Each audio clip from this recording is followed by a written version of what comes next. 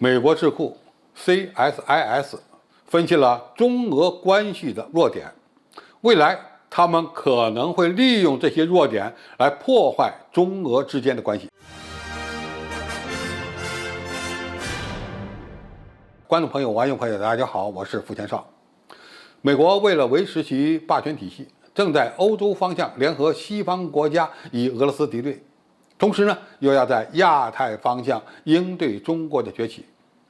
在俄乌冲突的背景下，西方对俄罗斯的制裁未能奏效，而中俄背靠背的战略伙伴关系就成为了美国人的眼中钉、肉中刺。同时，敌对中俄是美国的战略噩梦。那么，如何破坏这一局面呢？美国的智库 CSIS 分析了中俄关系中的几个弱点。我们也可以换个角度来看看美方未来将会采取什么样的措施来破坏中俄的关系。首先，美国的智库认为，历史和结构性因素造成了北京和莫斯科之间的战略不信任。这个理由说起来非常牵强。美国人认为，俄罗斯历史上与中国签订了不平等条约，中苏在历史上的矛盾会对中俄目前的关系造成阴影，而现在中国的巨大规模和实力正在变成一个令人生畏的邻国。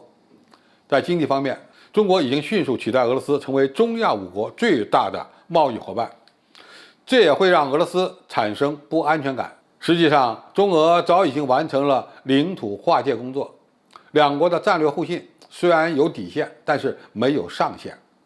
这种战略互信正因为美国的战略打压而变得更为牢固，还将因为西方对俄罗斯的制裁而变得更加稳固。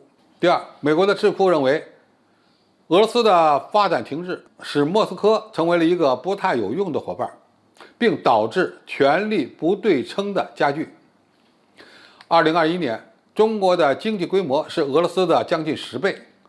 2022年，中国的名义人均 GDP 首次超过俄罗斯。尽管按购买力评价调整后，俄罗斯仍领先于中国。未来几年，这一差距将显著扩大。国际货币基金组织的经济预测表明，到2027年，中国的 GDP 将攀升至将近30万亿美元。而俄罗斯的 GDP 预计将会停滞在远远低于2万亿美元的水平。2020年，俄罗斯仅占中国贸易总额的2%左右。相比之下，中国是俄罗斯最大的贸易伙伴，约占俄罗斯贸易量的18%。中俄两国之间的经济实力差距增大，会影响中俄战略互信吗？会增加权力不对称吗？这是美国人以实力地位为基础的外交思维在作怪。俄罗斯就算经济一直不发展，也是联合国5常之一，更是全球最大的核大国，完全有资格与中国对称的发展合作关系。而且中国的外交思维从来就没有过以大欺小这一说。再加上俄罗斯是中国最重要的能源出口国，两国的经济互补和战略互信关系都是其他国家难以替代的。第三，俄乌冲突引发了西方对中国的不信任，与中国的利益背道而驰。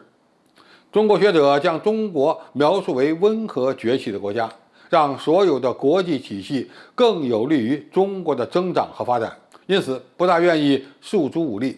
俄乌冲突的确违反了中国坚持的领土主权完整的外交思维，但是呢，也尊重俄罗斯的战略安全关切。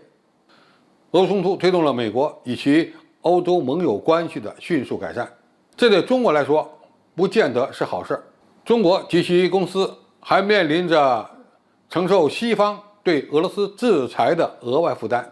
这场冲突也给中国带来了经济损失。战争引发的全球能源价格上涨，导致中国的油价飙升。2022年4月，中国原油进口价格上涨到每吨5070元人民币，比2022年1月上涨了37%。虽然俄乌冲突对中国并没有太多的好处，但是中俄会因为俄乌冲突就影响战略互信吗？当然不会。俄乌冲突的确是中国不希望看到的，但是中国完全有理由保持中立的、客观公正的立场。因为这是美国推动北约东扩最终引发的地缘政治危机。另外，俄乌冲突虽然有利于美国拉拢欧洲，但是美国也在坑惨了欧洲，这样的所谓团结恐怕也是维持不了太久了。而战争还会导致美国把军事战略重心放回欧洲，这对中国而言不见得就是坏事。总之，中俄之间的战略互信是美国外交政策的死结。美国想破坏中俄合作，现在呢还找不到太好的办法。最关键的原因就是中国不管多强大，都能尊重俄罗斯的利益关切，而俄罗斯呢也能看清楚中国发展的趋势。最关键是中国都受到了美国的战略打压，因此美国现在同时敌对中俄的这种战略态势，更要怪的不是别人，而是美国政府自己。好，今天的评述就到这里，谢谢大家收看，我们下期再见。